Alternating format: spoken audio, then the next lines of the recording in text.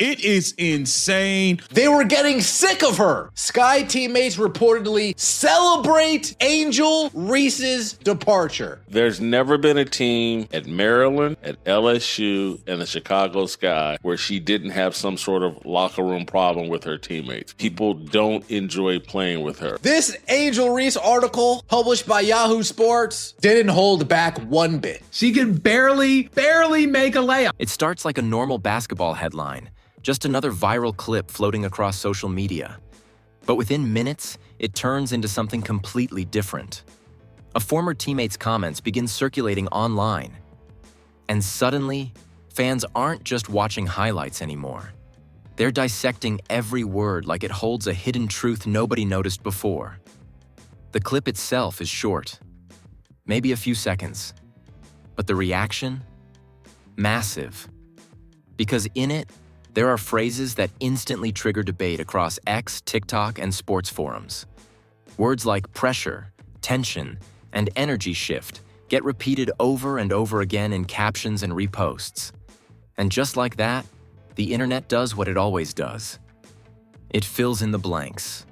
Within hours, the narrative explodes. People begin connecting it to two of the biggest names in women's basketball, Angel Reese and Caitlin Clark. Not because anything in the clip directly confirms a feud, but because their names already dominate every conversation about the league's new era. And once those names enter the discussion, everything changes. Old games suddenly resurface. Sideline reactions are slowed down and zoomed in. Facial expressions are analyzed like evidence. Even harmless post-game interviews are now being rewatched with suspicion, as if something deeper was always hiding in plain sight. But here's where it gets even more intense. Because the original clip doesn't actually confirm what social media is claiming. There is no clear statement of hate, no direct accusation, no verified moment of conflict between Angel Reese and Caitlin Clark. Yet online, the story has already evolved into something much bigger than the source itself.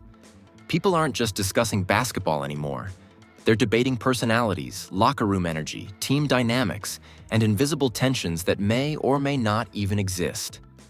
And that's the dangerous part of viral storytelling. Once a narrative reaches a certain level of engagement, it stops needing proof. It starts surviving on interpretation. Every fan becomes a detective. Every clip becomes evidence. Every silence becomes a clue. And right in the middle of all this noise are two athletes who never publicly confirmed any personal conflict, yet somehow find themselves at the center of one of the most talked about debates in modern sports culture. Now, the question isn't just what was said in that viral clip. It's what the world thought it heard.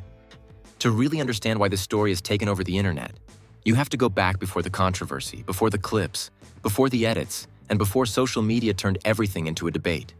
Because what's happening right now didn't start with one interview. It started with a shift in women's basketball itself. For years, the WNBA grew steadily but quietly. Loyal fans, strong athletes, and competitive seasons. But nothing close to the mainstream spotlight that men's basketball has always enjoyed. Then suddenly, everything changed almost overnight. A new generation entered the league with something different attached to them. Attention on a massive scale. Not just sports coverage, but cultural coverage. Cameras followed them everywhere. Highlights went viral within minutes. Debates spilled outside sports pages and into entertainment media. And for the first time in a long time, women's basketball wasn't just being watched. It was being analyzed, compared, and argued about on a national level every single day. And at the center of that shift were two names that kept coming up again and again. Angel Reese and Caitlin Clark. Two completely different playing styles, two completely different personalities, and two completely different fan bases that grew almost instantly around them. Angel Reese brought emotion, intensity, and a fearless presence on the court. She played with confidence that didn't back down from anyone. Every rebound, every celebration, every stare. It all added to a growing identity that fans either loved or criticized instantly. Caitlin Clark, on the other hand, brought a completely different kind of energy. Deep shooting range, fast decision-making, and a style that made every possession feel like something could happen at any moment. She didn't just score. She shifted momentum in a way that made entire arenas react. But the problem wasn't just the players. It was the comparison. From the moment both names started trending at the same time, the basketball world slowly stopped talking about them individually and started talking about them as if they were connected by default. Every performance became a comparison. Every highlight became a debate. Every mistake became fuel for online arguments. And that's where things started to change. Because inside the game, competition is normal. Rivalries are normal. Even tension is normal. But what isn't normal is when the entire outside world starts building a permanent storyline around two players whether they asked for it or not. Fans began picking sides. Media narratives started forming. And every small interaction was suddenly viewed through a much larger lens. A celebration wasn't just a celebration anymore. It became disrespect to some. A quiet moment wasn't just focus. It became cold energy to others. A normal game wasn't just competition. It became a statement. And the more attention grew, the more exaggerated the interpretations became. This is the environment where the viral clip emerged. Not in isolation, but in a league already overloaded with expectations, opinions, and constant comparison between two rising stars. So when a former teammate's emotional comments about pressure and environment started circulating online, people didn't hear it as a general reflection on the league's new spotlight. They immediately connected it to the biggest storyline already trending: Angel Reese versus Caitlin Clark. But what gets lost in all of this is something important. Neither player ever officially confirmed the narrative that social media built around them. What they did confirm was much simpler. They are competitors in a growing league, adjusting to pressure, attention, and expectations that are higher than ever before. Still, once a story becomes this big online, facts often stop leading the conversation. Perception does. And from that moment onward, everything, interviews, clips, reactions, not even silence, started getting pulled into the same narrative whether it truly belonged there or not. That's how we ended up here, where a single viral moment can feel like proof of something much bigger, even when the original context tells a completely different story. Everything shifts the moment the viral clip starts getting reposted with new captions. At first, it looks harmless, just another sports discussion online.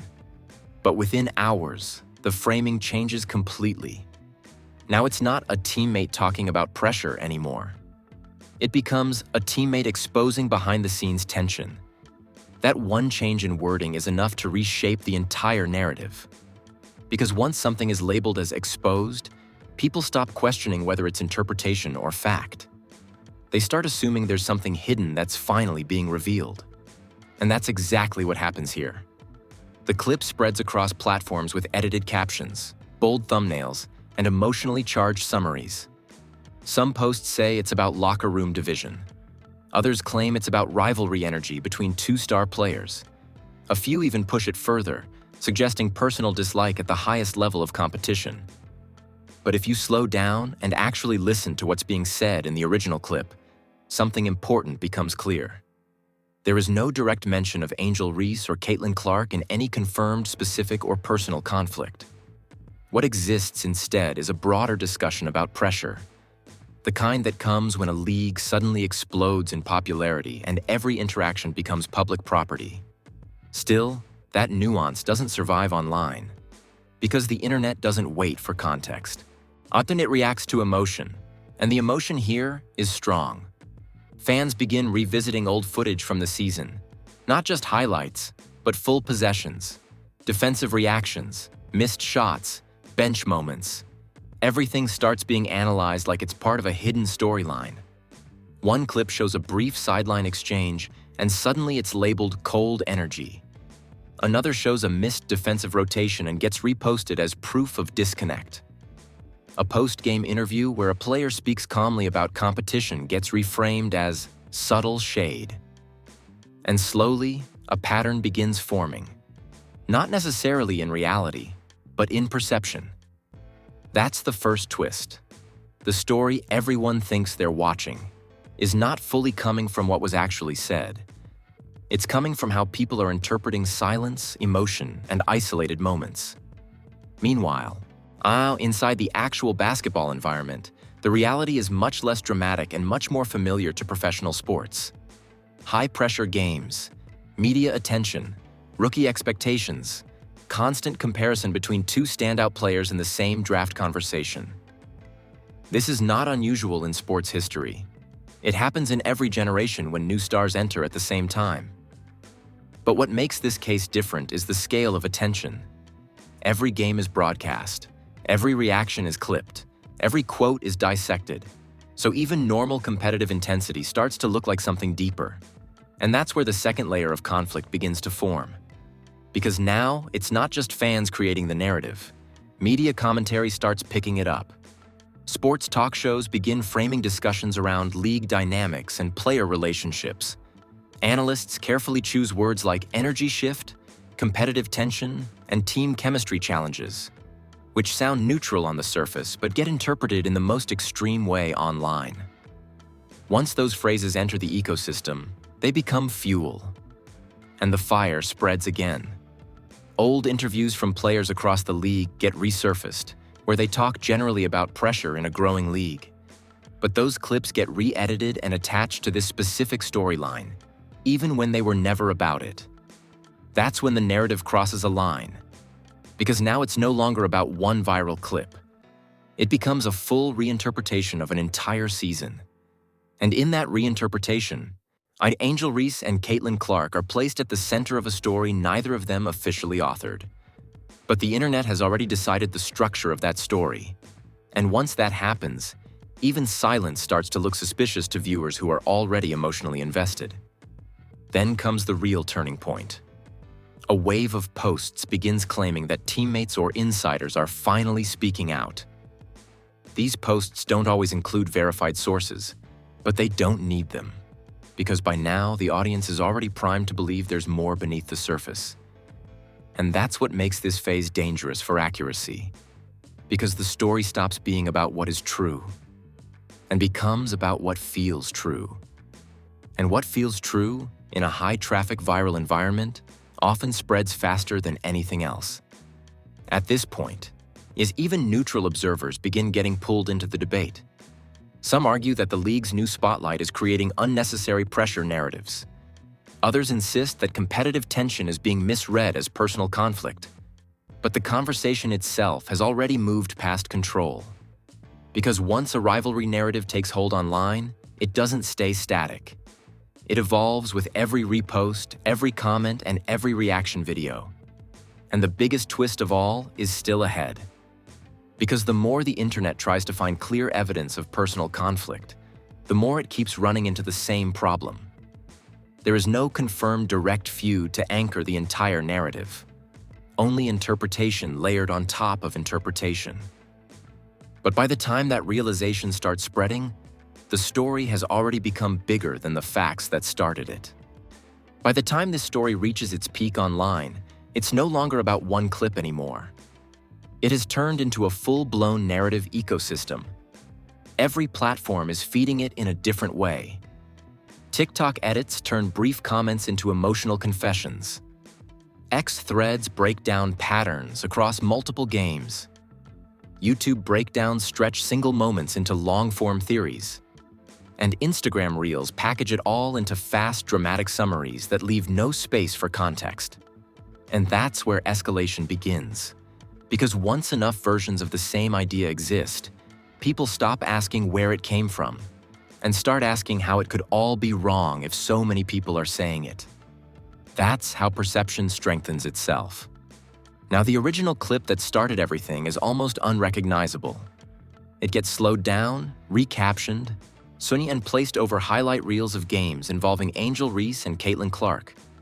Even though the original speaker never confirmed any direct personal conflict between them, the edited versions suggest otherwise.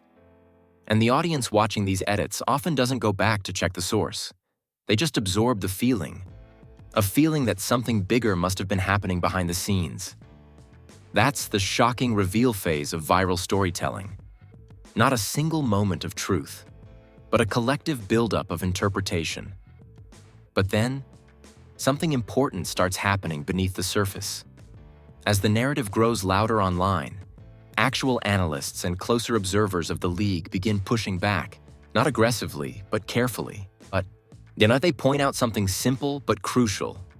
There is no verified evidence of a direct personal feud between Angel Reese and Caitlin Clark, coming from credible, confirmed sources tied to either player. What does exist is something more general: the reality of a league under massive spotlight pressure, where rookies are instantly turned into symbols, and every interaction gets magnified beyond its original meaning. But that nuance struggles to compete with viral emotion, because emotionally driven narratives spread faster than balanced explanations. And so the escalation continues. Old interviews from both players get resurfaced. In one, Angel Reese talks about confidence, competition, and proving herself at the highest level.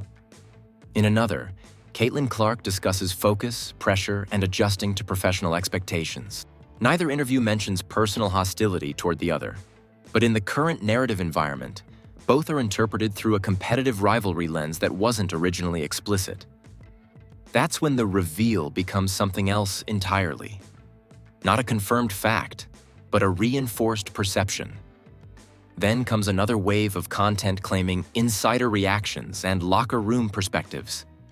These posts suggest frustration, division, or emotional tension inside team environments. But most of them are vague, unattributed, or based on generalized commentary about team dynamics in high-pressure seasons. Still, they spread, because at this stage, the audience is no longer evaluating evidence. They're tracking consistency of feeling, and the feeling is, something must have been wrong behind the scenes.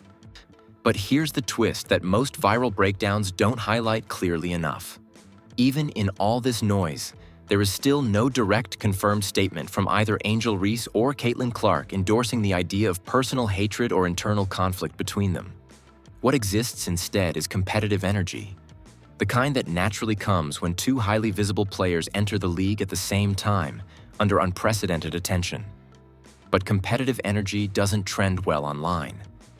Conflict does. So the narrative continues to evolve into something sharper, more emotional, and more dramatic than the original reality ever suggested. And as this escalation peaks, another layer gets added. Comparison. Not just between the two players, but between what they represent in the public imagination. Every statistic becomes symbolic, and every highlight becomes a statement. Every game becomes evidence in a debate neither player officially started. And that's what makes this phase so powerful and so misleading, because the shock isn't a single leaked moment or confirmed exposure. It's the realization that millions of people can collectively build a storyline out of fragments, assumptions, and emotionally charged interpretations, until it starts feeling like fact. And once that happens, even clarification struggles to reverse it. But the biggest reveal is still ahead. The idea that the story might have been louder than the reality from the very beginning. Once the narrative reaches full viral status, it stops being just a social media discussion and turns into a league-wide conversation. Sports pages start reposting the same clips with different angles, on each one pushing a slightly different interpretation. One headline focuses on locker room tension, another on rising rivalry energy, and another on pressure inside the league's new spotlight era. The content is similar, but the framing changes everything, and that's where the reaction splits instantly. On one side, fans who have been following the league closely argue that this is exactly what happens when attention increases this fast. They point out that every new generation of stars goes through intense comparison phases, where narratives grow faster than facts. To them, what's happening is not unusual. It's just amplified. On the other side, some viewers fully believe the storyline being pushed online. They see the edited clips, the resurfaced moments, and the emotionally charged commentary, and they interpret it as confirmation that something deeper must exist behind the scenes. And in the middle of all this are analysts, former players, and commentators trying to bring balance back into the discussion. Some of them emphasize an important point. professional locker rooms are complex environments, especially during high-pressure seasons. Friction, frustration, and emotional reactions can exist in any competitive setting without automatically turning into personal hatred or long-term conflict. Others highlight something even more important, that media amplification often transforms normal competitive intensity into exaggerated narratives. Because in sports today, perception spreads faster than verification.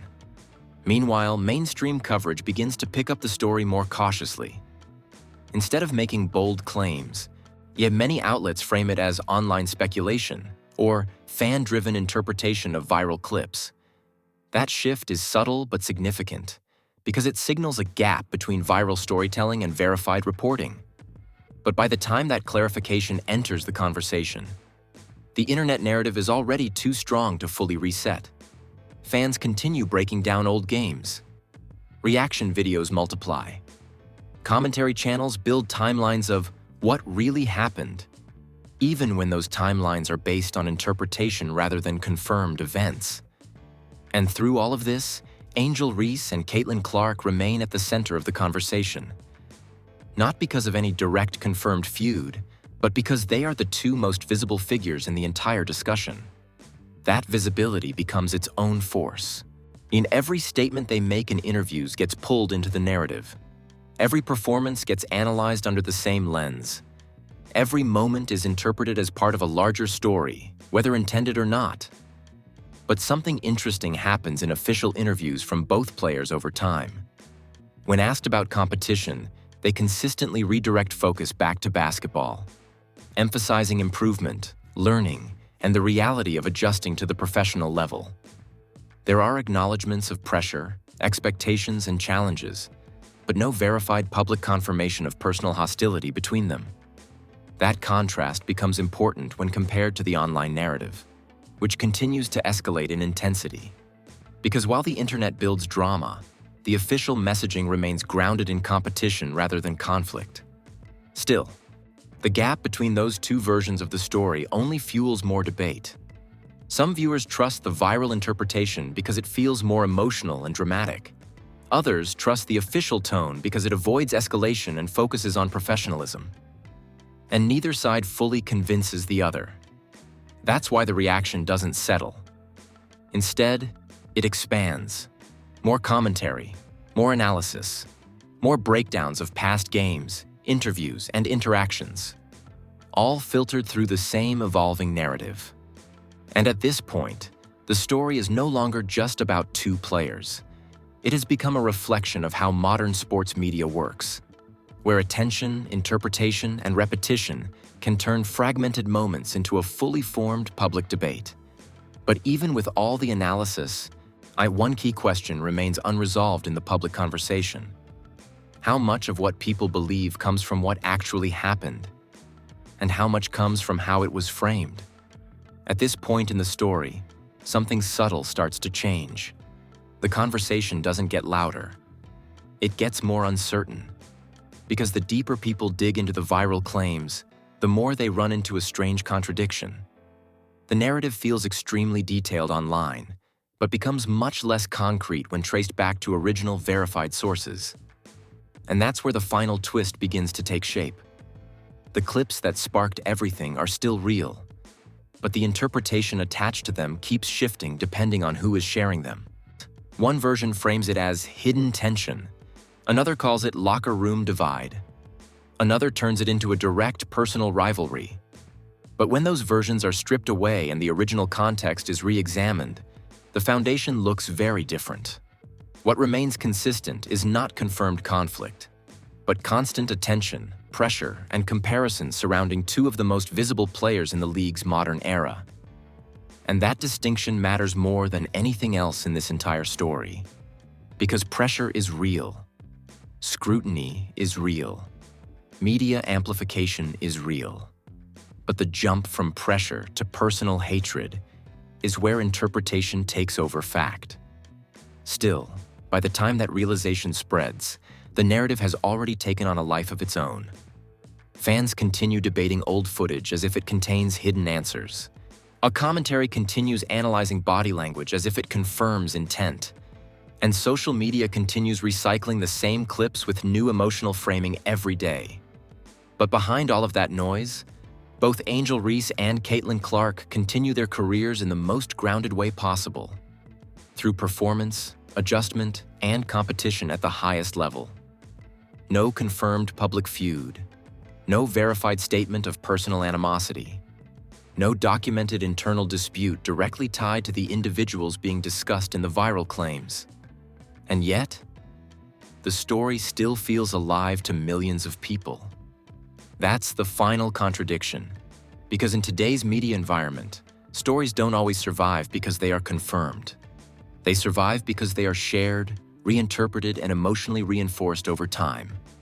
And once that happens, even clarification doesn't fully erase the narrative. It only adds another layer to it. So the real cliffhanger isn't about what happened between two players. It's about something bigger. Whether modern sports conversations are now shaped more by what actually happens on the court, or by how quickly moments can be turned into meaning off the court. And as long as that question remains unanswered in the public mind, this story will keep coming back in new forms, new clips, and new interpretations, even if the original facts never change. And that's where this whole situation really leaves us. Not with a final answer, but with a bigger question that keeps getting louder every time a new clip goes viral.